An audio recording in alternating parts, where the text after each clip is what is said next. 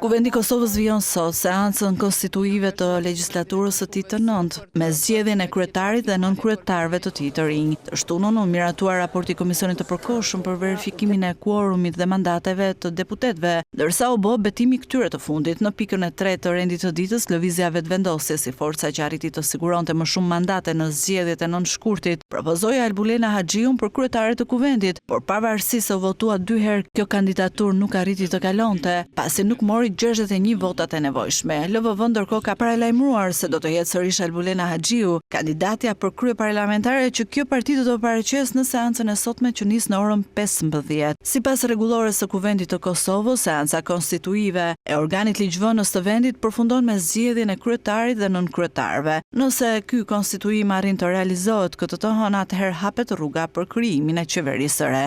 Kanë abstenuar. Në bazë të kësaj